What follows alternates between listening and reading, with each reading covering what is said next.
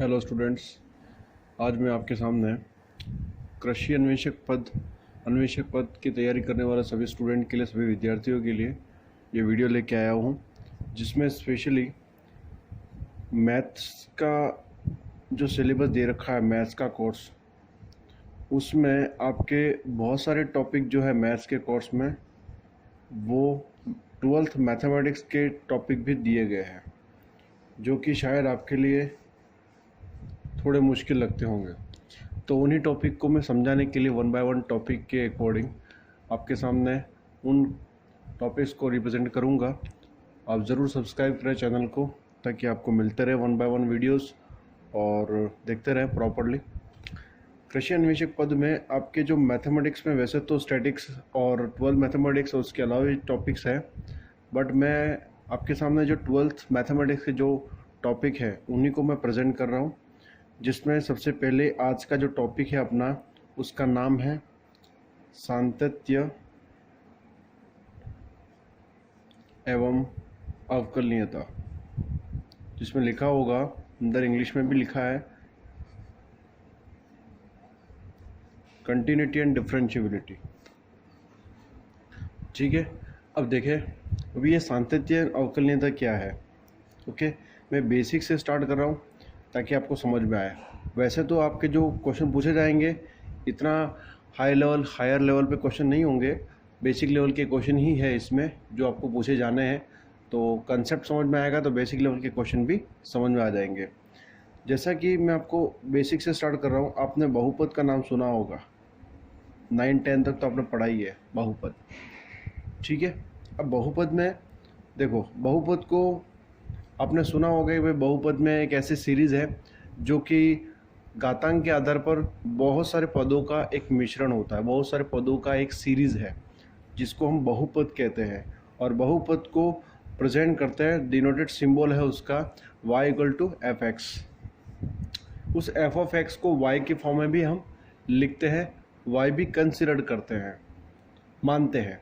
ठीक है, अब उस बहुपद में ये क्या है, आप कहोगे सर, जैसे कि बहुपद में ये आपने देखी होगी इक्वेशन, ये समीकरण ax + b f(x) = ax² + bx + c। Okay, फिर आपने ये भी देखी होगी कि ax³ + bx² 2 + cx + d।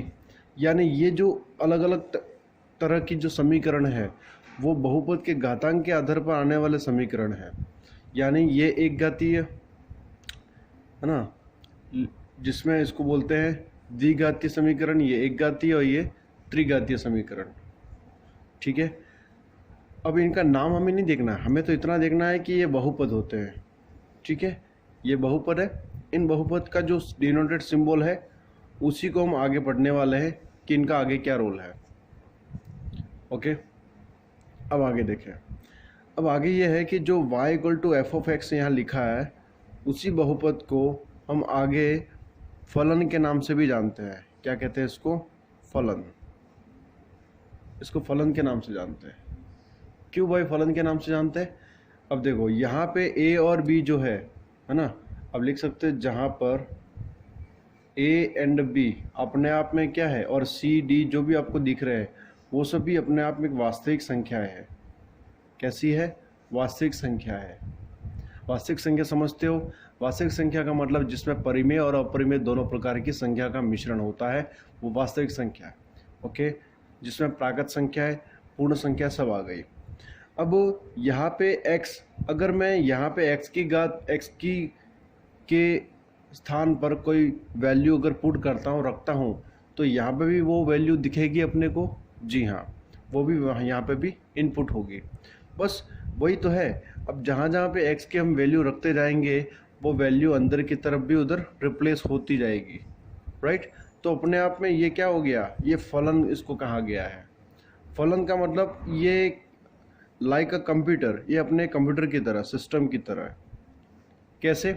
इसमें जो x है, वो x का बटन कैसा है, x जो है वो एक प्रकार का इनपुट वाला की है, इनपुट की, जिसको हिंदी में कहते हैं प्रांत। और यहाँ पे जो y है उसको बोलते हैं आउटपुट वाला बटन। वैसे हिंदी में हम इसको परिसर कहते हैं, परिसर, और ये है प्रांत। समझ रहे हो क्यों भाई? ये प्रांत और परिसर में क्या फ़र्क है? देखो, अगर एक्स में आप जो जो भी वैल्यू पुट करते जाओगे, जो बटन दबाते जाओगे, है ना, आपको आउटपुट बाहर मिलेगा, बराबर। यानी आउटपुट का मतलब, जैसे कि कोई कॉफ़ी की मशीन है, उस कॉफ़ी की मशीन में दूध डालते हैं, शक्कर डालते हैं, और वो सब इनपुट वैल्यू हो गई, और इनपुट वैल्यू से बाहर की तरफ क्या आ रहा है? एक कॉफ़ी बन के निकल रही है, वही एक परिसर हो गया। जैसे कंप्यूटर की बात करें, आप इनपुट में 1 दबा रहे हो तो अंदर मॉनिटर पे आपको 1 दिख रहा है, 2 दबा रहे हो तो 2 दिख रहा है कि नहीं? तो एक तरह का सिस्टम है ये फलन, जो प्रॉपर सिस्टम को फॉलो करता है। अब आगे बात क्या है वो देखते हैं, इसका सांतत्य से क्या संबंध है। देखो, यहाँ पे अपने क्या बोला अभी, फलन कहा, जिसमें x क्या है? प्रांत है, और y क्या है? परिसर। ओके, उदाहरण के लिए, उदाहरण सही समझ में आएगा आपको। उदाहरण के लिए मैंने ले लिया y = f(x), यानी x², x की घात 2। आपने ऐसा फंक्शन ज़रूर देखा होगा, इसको हम वर्ग फलन कहते हैं, स्क्वायर फंक्शन कहते हैं।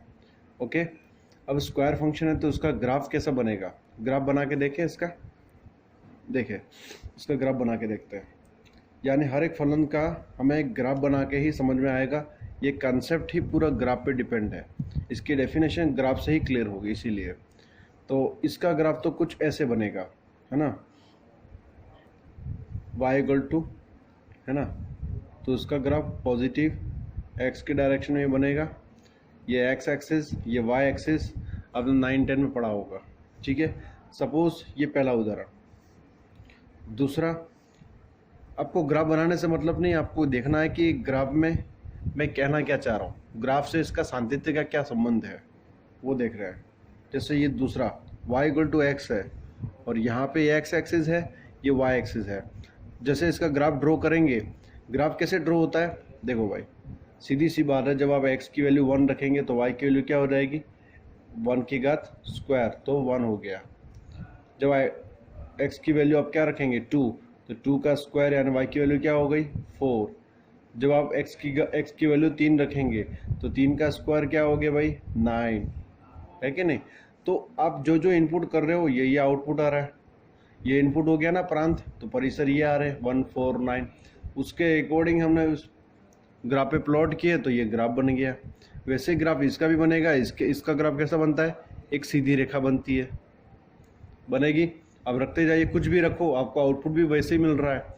1 रखे तो 1 ही मिल रहा है, 2 रखे तो 2 ही मिल रहा है, 3 रखे तो 3 ही मिल रहा है। इस प्रकार से वो जो 1, ये जैसे कि है ना, 0 रखने पर 0 आ रहा है, 1 पे 1 आ रहा है, 2 पे 2 आ रहा है, 3 से 3 आ रहा है। तो इन बिंदुओं को जब हम मिलाएंगे, ये y वाले पॉइंट है, ये x वाले पॉइंट है, जब इन बिंदुओं को मिलाएंगे तो ये क्या बन गई? एक सीधी रेखा बन गई, है कि नहीं? एक तीसरा, एक और उदाहरण बता देता हूँ। जैसे आपने ले लिया y = x की घात 3 ले लिया। सपोज आप सोच रहे होंगे x का 3 नहीं लिया, ये ले लेते चलो। तो अब इसके बिंदु कितने होंगे, है ना? इसका ग्राफ कैसा होगा? ये x एक्सिस, ये y एक्सिस। इसका ग्राफ भी कुछ वैसे ही निकलता है ना? इसका ग्राफ जैसे कुछ ऐसे निकलेगा, 3 बिंदु पे, क्योंकि घात 3 है तो 3 बिंदुओं पे कट करता है, घात 2 है तो 2 बिंदुओं पे कट करता है। इस प्रकार से इसके बिंदु, है ना, ये होता है। 2 बिंदु पे कट करने वाला कैसा भी हो सकता है, ये यहाँ पे इसको टच भी कर सकता है, और यहाँ पे इसका पॉइंट जो है 2 बिंदुओं पे इंटरसेक्ट ऐसे भी निकल सकता है, प्रतिच्छेद करते हुए भी निकल सकता है, या इसको स्पर्श करते हुए भी निकल सकता है। x की घात 2 में ये x की घात 3 है, तो उसके 3 बिंदु पर कट कर रहा है। अब बात ये नहीं आ रही कि कितने बिंदुओं पर कट कर रहा है, बात ये आ रही है कि यहाँ पे ग्राफ तो बन गया, बट मेरा प्रश्न सीधा यही है कि क्या निम्न दिए गए यानी ड्रॉ किए गए ग्राफ में ऐसा कोई बिंदु है जहाँ पे ग्राफ अपना बनाते हुए टूट रहा हो बीच में? ये कर्व जैसे है, ये बीच में टूट रहा है। ये जैसे लाइन है, ये लाइन बीच में से टूट रही है। ये जो कर्व है, ये बीच में से टूट रहा है। नो, एक भी ग्राफ में ऐसा नहीं है जहाँ पे कर्व अपना टूट रहा है, बीच में से ब्रेक हो रहा है। ओके, अच्छा, ये ब्रेक होगा तो क्या होगा, अच्छा ये ब्रेक नहीं हो रहा है तो क्या होगा। यानी कहने का मतलब ऐसा फलन, ऐसा फलन, ऐसा फलन जिनका ग्राफ ड्रॉ करने पर बिना रुके कंटिन्यू चलता रहे, बिना टूटे, बिना ब्रेक हुए कंटिन्यू ड्रॉ किया जाए, ऐसे फलन को हम क्या बोलेंगे, उस बिंदु पर लिए गए उस फलन को, किसी भी बिंदु पर है ना, उस बिंदु पर उस है ना ड्रॉ की गई ग्राफ, उस बिंदु पर उस फलन को क्या कहेंगे, सातत्य फलन कहेंगे, सातत्य कहेंगे, है ना। जिस बिंदु पर आपको ग्राफ कैसा मिल रहा है ना, बिना रुके कंटिन्यू ग्राफ बनता हो, जो किसी भी पॉइंट पर न टूटता हो, इस प्रकार का ग्राफ बनता हो, यानी लेखा चित्र वक्र प्राप्त होता है, उस फलन को उस बिंदु पर क्या कहते हैं, सतत फलन कहते हैं। क्या कहते हैं, सतत फलन। सतत का मतलब कंटिन्यू, कंटिन्यू बन रहा है ना, ये देखो ये कंटिन्यू बन रहा है, कंटिन्यू, और इसको कंटिन्यूअस बोला जाता है, कंटिन्यूअस। और जिस बिंदु पर हो रहा है उसको कंटिन्यूटी पॉइंट कहते हैं, ठीक है, वो कंटिन्यूटी पॉइंट हो जाता है। जैसे अब ग्राफ टूटेगा किसी बिंदु पर, वो ऐसे कौन से फलन होंगे जिस पे ग्राफ टूट भी सकता है। लेट्स सी, उदाहरण के लिए ये कोई फलन है, ठीक है, जिसमें y equal to f of x, यानी फलन दे रखा है 1/x, ठीक है। अब ये एक ऐसा फलन है जो 1/x की फॉर्म में है, जहाँ पे x क्या है, कोई भी वास्तविक संख्या हो सकती है, r का मतलब रियल नंबर, वास्तविक संख्या। अब देखो, अब इसका ग्राफ कैसे बनता है, इसका ग्राफ जो है वो देखो, मुझे सबसे पहले ये बताओ कि ऐसा कोई बिंदु है जहाँ पे, ऐसा कोई बिंदु है जो इस फलन को क्या बना दे, नॉट डिफाइन बनाए। नॉट डिफाइन का मतलब अपरिभाषित बनाए। ऐसा कोई बिंदु है जो इसको अपरिभाषित बनाए। यस, क्या है, 1/0 अगर रखता हूँ, है ना, यानी आप इसको छोड़ो, जब मैं बात करूँगा x इक्वल टू 1 रखा आपने, तो y इक्वल टू इधर क्या आएगा, 1/1 यानी 1 बराबर। x इक्वल टू 2 रखा आपने, तो y इक्वल टू क्या आएगा, 1/2, कोई दिक्कत नहीं है। लेकिन जब आप 0 रखोगे तो y का मान क्या आएगा, 1/0 का मतलब अपरिभाषित। ये अपरिभाषित हो गया, नॉट डिफाइन हो गया, बराबर। तो ये ओनली एक मात्र बिंदु है जहाँ पर ग्राफ क्या होगा, टूटेगा, और यानी डिसकंटिन्यू हो जाएगा, कंटिन्यू नहीं हो पाएगा। लगातार सभी बिंदु है, इसके ऊपर नीचे जितने भी है, आपने नंबर लाइन तो पढ़ा होगा छोटी छोटी क्लासेस में। ये 0 है जो बीच में आता है, उसके दाईं तरफ सभी संख्याएं पॉजिटिव है, 1 2 3 और आगे बढ़ती जाएगी। इसके बाईं तरफ सभी संख्याएं नेगेटिव है जो बढ़ती जाएगी, ठीक है। यानी कहने का मतलब 0 के उस तरफ और 0 के उस तरफ, राइट साइड और लेफ्ट साइड, सभी बिंदुओं पर इस पर कोई प्रॉब्लम नहीं है, मान आ रहे हैं। मात्र 0 पर ही इसको प्रॉब्लम है। क्यों? क्योंकि 0 रखते ही अपरिभाषित हो रहा है। तो इसका ग्राफ कुछ ऐसे बनेगा, कुछ ऐसे बनता है इसका ग्राफ, देख लो। अब इसका ग्राफ यानी कैसे बन रहा है, एक ऐसा ग्राफ बन रहा है जहाँ पे ग्राफ ड्रॉ करने के लिए मुझे पेन को उठाना पड़ रहा है, फिर उसको उठा के दूसरा ग्राफ में ड्रॉ कर रहा हूँ। यानी ऐसा ग्राफ जो है ना, अगर इसको बिना पेन उठाए उस ग्राफ को कंटिन्यू ड्रॉ किया जाता है, उसको हम कंटिन्यूस ग्राफ कहते हैं, कंटिन्यूस फलन कहते हैं, यानी सातत्य फलन कहते हैं। और ऐसा ग्राफ जो बीच में टूट रहा है, जहाँ पे पेन को उठाने की आवश्यकता पड़ रही है उसको बनाने के लिए, लेखा चित्र को बनाने के लिए, तो ऐसा ग्राफ क्या हो गया, असंतत फलन। क्या बोलेंगे इसको, असंतत फलन, असंतत फलन कहते हैं उसको। यही असंतत फलन होता है, और वो हो गया सतत फलन। क्लियर है? अब इसकी परिभाषा तो मैं आपको लिखवा देता हूँ क्या है।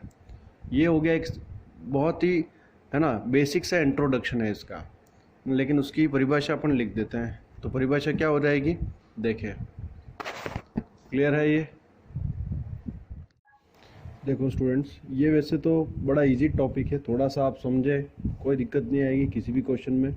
परिभाषा उसकी क्या बन जाएगी, जो अभी अपने बात की है, किसी फलन f(x) का ग्राफ खींचने पर जो वक्र प्राप्त होता है वह इस प्रकार हो कि किसी भी बिंदु पर, जैसे आप किसी बिंदु यानी x इक्वल टू 2 पर, है ना, या x इक्वल टू 5 पर अगर आप ग्राफ ड्रॉ कर रहे हो, है ना, तो वो ब्रेक नहीं होना चाहिए, है ना। वो मैं आपको उदाहरण के साथ फिर से मेरे, है ना, रिव्यू करूँगा। देखें, किसी भी पॉइंट पर किसी भी बिंदु पर टूटता ना हो तो ऐसे फलन को क्या कहेंगे? ऐसे फलन को उस बिंदु पर क्या कहेंगे? संतत फलन कहेंगे। क्या कहेंगे? संतत फलन। यानी किसी फलन का ग्राफ खींचने पर कुछ ऐसा ग्राफ प्राप्त हो कि उस बिंदु पर वो टूटता ना हो, ब्रेक नहीं हो रहा हो, तो वो फलन संतत यानी कंटिन्यूटी होगा। क्लियर है? अगर इसी के विपरीत में अगर वो ग्राफ क्या हो रहा है? टूट जाए, तो उस फलन को हम क्या कहेंगे? असांतत्य बिंदु कहेंगे। यानी किसी बिंदु पर वो टूट रहा है तो असांतत्य यानी डिसकंटिन्यूटी पॉइंट कहते हैं। जिस पॉइंट पर वो टूट रहा है डिसकंटिन्यूटी पॉइंट कहेंगे। ओके, ये दोनों तो होगी इसकी मेन परिभाषा। अब इस परिभाषा को तो आपको ध्यान में रखना है, नोट भी करना है, नोट ज़रूर कर लें ताकि आपको बार बार ये बात याद रहेगी। सबसे इम्पोर्टेंट बात ये है कि अगर उस फलन का सांतत्य फलन हमें प्रूफ करना है, शो करना है ना, या फिर ये चेक करना है, तो ये चेक कैसे होगा और ये, है ना, कंफर्म कैसे होगा कि दिया गया फलन सांतत्य है? सबसे इम्पोर्टेंट बात उसकी ये एक ही शर्त है। ओके, दूसरी शर्त वो अपने आप में दूसरी अलग ही है, उसका विकल्प मैं आपको बता रहा हूँ। दूसरा विकल्प क्या है कि आपको कैसे पता लगेगा कि दिया गया फलन, देखते ही कैसे पता लगेगा कि दिया गया फलन कैसा है? असांतत्य है। ये देखते ही आपको पता लगेगा ऐसा भी होगा। ओके, लेकिन उससे पहले ये मेन कंडीशन ध्यान रखें। यदि किसी बिंदु पर, माना वो बिंदु ए ले लिया मैंने, उस बिंदु पर मुझे सांतत्य है, और सांतत्य तभी होगा जब उस बिंदु को पुट करने पर, उस बिंदु को रखने पर उस फलन का मान भी, है ना, उस बिंदु के टर्म में जो भी मान आ रहा हो वो विद्यमान है। ठीक है, ये लिखा लिमिट एक्सटेंड्स टू ए। अब इसका मीनिंग मैं आपको बता रहा हूँ। Limit x tends to a f of x equals to f of a, अगर ये विद्यमान हो।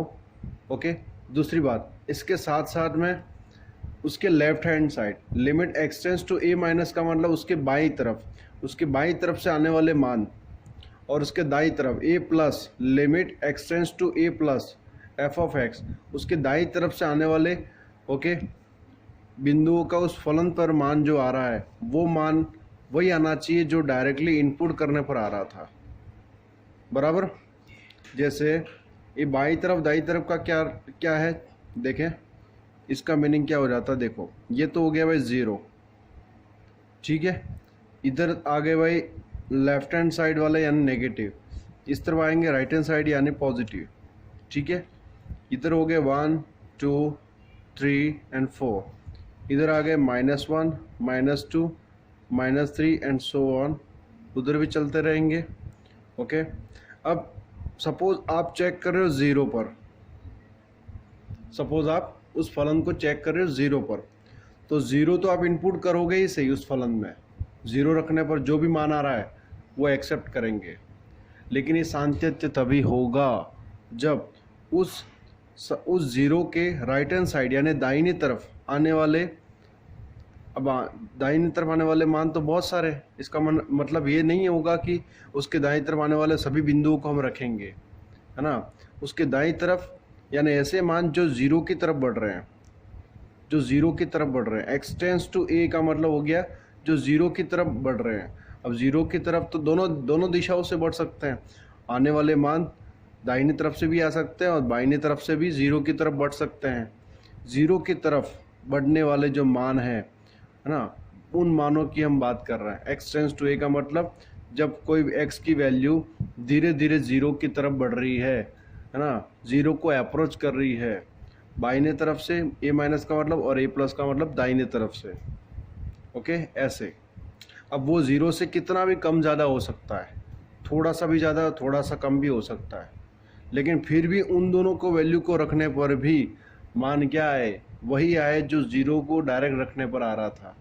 अगर इन दोनों के मान बराबर आ जाते हैं तो उस बिंदु पर यानी ज़ीरो पर, जैसे कि लिया हमने उदाहरण में, वो फलन क्या होगा, सान्तत्य फलन होगा। ऐसे सिद्ध हो जाएगा वो सान्तत्य फलन है। उदाहरण ज़रूर देखेंगे प्रश्न में, ओके, बट ये समझ में आना ज़रूरी था। क्लियर है? क्योंकि ज़्यादा डीपली क्वेश्चन नहीं है, आपके क्वेश्चन ऊपर से ही होंगे, बिल्कुल बेसिक से क्वेश्चन, इसलिए टेंशन ना लें। और क्वेश्चन जो आपको बताया जा रहा है उदाहरण के साथ में उनको ज़रूर देखें।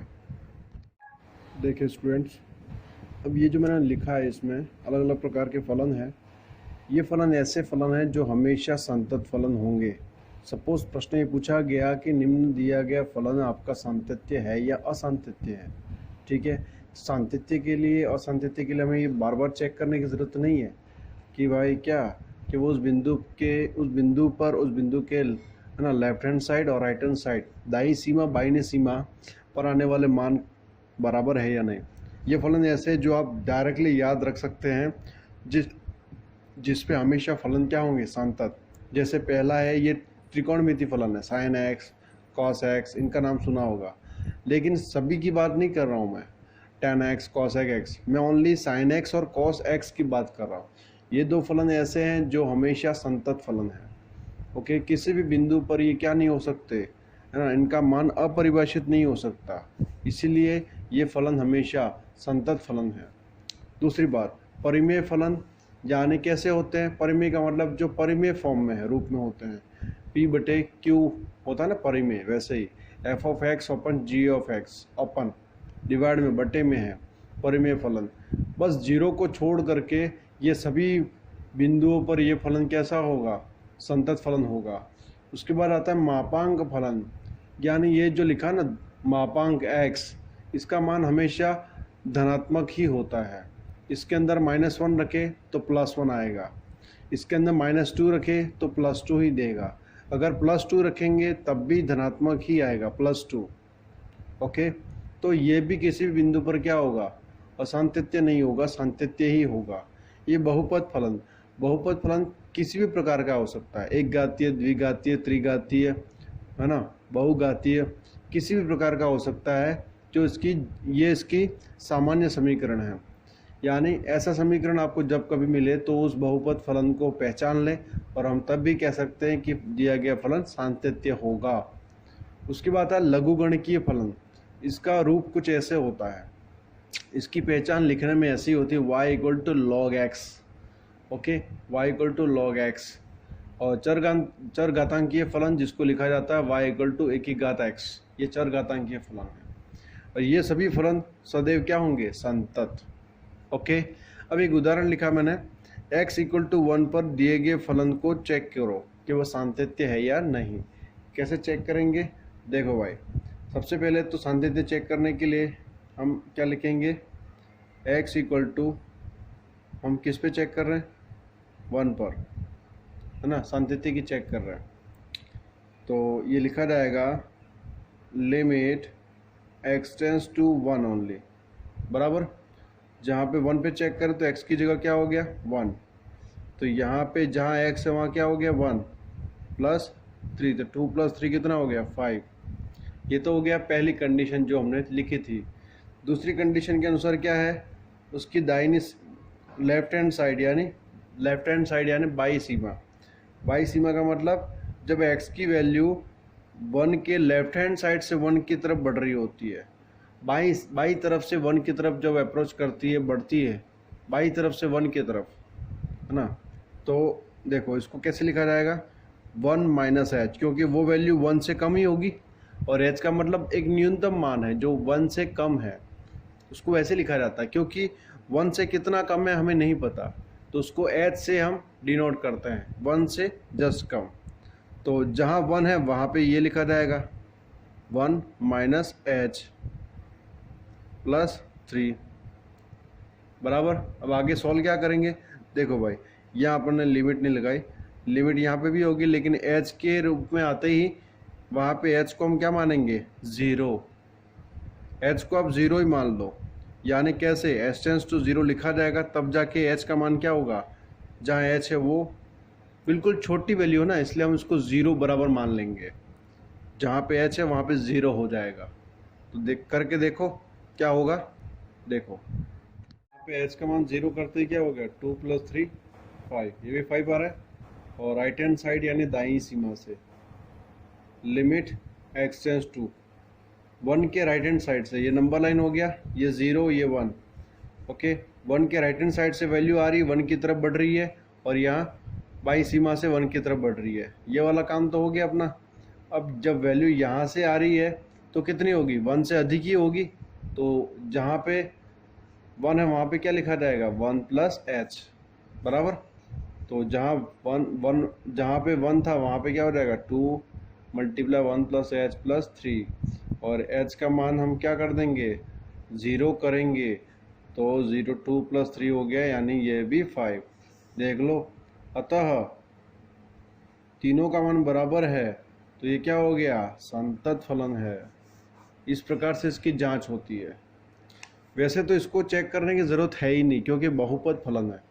बहुपद फलन कैसे हो गया, देखो भाई, 2x + 3 कैसा फलन है, बहुपद फलन है ये, है ना, एक घाती है।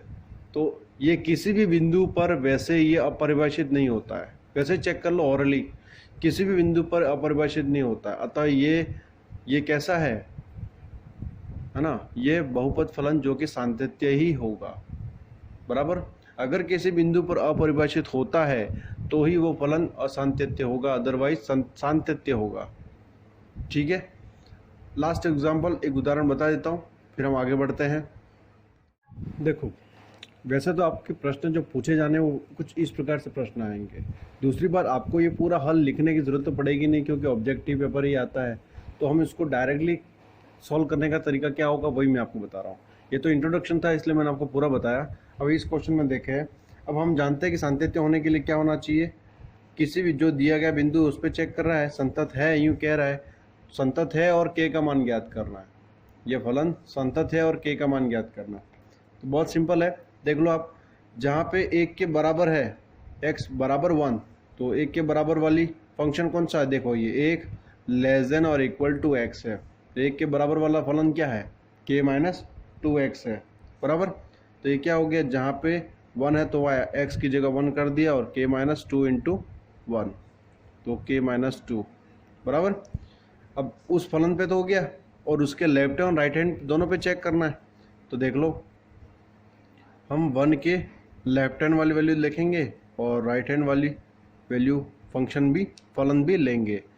अब जब 1 से कम है तो वो वाला फलन कौन है, 1 से कम वाला। देख लो s का मान 1 से कम है तो क्या आ रहा है, ओनली x।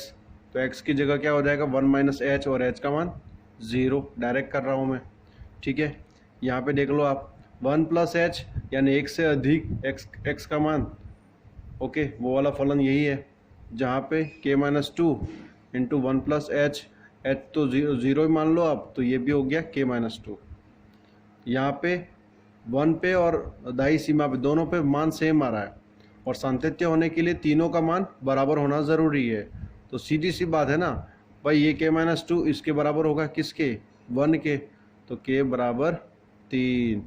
क्या आंसर होगा, 3 इसका आंसर हो जाएगा। क्लियर है, इस प्रकार से इन सवालों को करना है, ओके। और ये बहुत ही छोटी बात है, कोई दिक्कत नहीं है। सॉल्यूशन इसका जो हल है हम ऑरली और शॉर्टली इस तरीके से कर सकते हैं। उस बिंदु पर, उस बिंदु के दाईं सीमा और बाईं सीमा दोनों पे चेक कर लो, है ना, फलन फटाफट h का मान 0 करके डायरेक्टली हम कर सकते हैं, और इनको बराबरी करना होता है। Left hand side right hand side उस बिंदु पर आने वाले फलन का मान को बराबर कर लो, अगर संतत दिया हुआ है तो बराबर कर लो, अपने आप आंसर आ जाएगा। ठीक है, तो इस प्रकार से इन सवाल को करना है, आप भी ट्राई करें।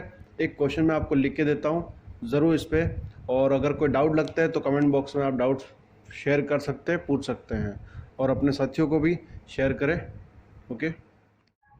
तो ये 2 प्रश्न हैं, इन दोनों प्रश्नों को आप ज़रूर ट्राई करें, सॉल्व करें, और इसको नेक्स्ट वीडियो में, उससे पहले अगर आप कमेंट बॉक्स में भी इसका आंसर भेज सकते हो तो भेजें, और डाउट लगे तो मैं नेक्स्ट वीडियो में ज़रूर बताऊँगा, ओके।